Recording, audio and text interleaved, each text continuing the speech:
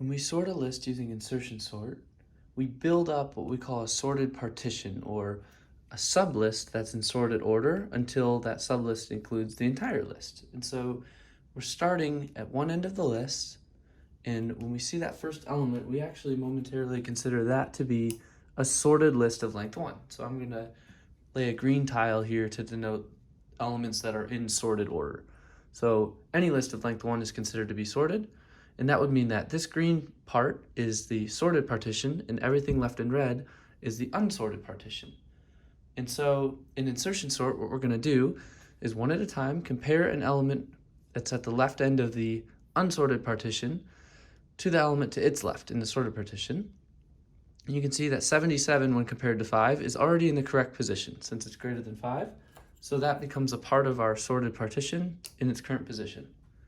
Next, we compare 32 to 77, and we can see that they're out of order, so we swap them. Then we compare 32 to 5 and see that they're in the correct order, and so 32 has already found its correct position within the sorted partition. Now we take the next element from the unsorted partition, in this case 44, and we compare it to 77. They're out of order since 44 is less than 77, so we swap them. And then we compare 44 to the next element. Since it's greater than 32, we know it's greater than everything else to the left of 32, so it's in its correct position, and we mark it as part of the sorted partition. The next element in the unsorted partition, in this case, is 1. So we compare it to 77 and find they're out of order, so we swap them. Compare it to 44 and find they're out of order, so we swap them. Compared to 32, 1 is less, so we swap them. And compared to 5, they're also out of order, so we swap them. So 1 migrated all the way to the beginning of our sorted partition. You can see that we're building up a sorted list by taking elements from the unsorted list and inserting them into the correct position within the sorted partition. So we'll carry out the same process for 18. Compared to 77, it's too small. Compared to 44, it's still smaller. Compared to 32, still out of order. And we compare to 5, and we find that now it's in the correct position. So we mark it as part of our sorted partition. Finally, we have 24.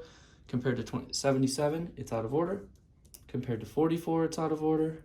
Compared to 32, it's out of order. And then we find the first element that's less than it, and so it's in its final position. At this point, our sorted partition includes the entire list, and so insertion sort is finished. So this is a little bit like bubble sort in that we're comparing adjacent elements and we're swapping them if they're out of order. But the advantage insertion sort has over bubble sort is that we only compare until we find a single element that's less than the thing we're comparing to. And so that's kind of like pre-sorting, right? And so unless we have a completely reversed list, we'll make fewer comparisons than bubble sort. So in the worst case, it's just as slow as bubble sort. But in the average case, unless you have a perfectly reversed list, you're going to do a little bit better with insertion sort in terms of time than you would with bubble sort.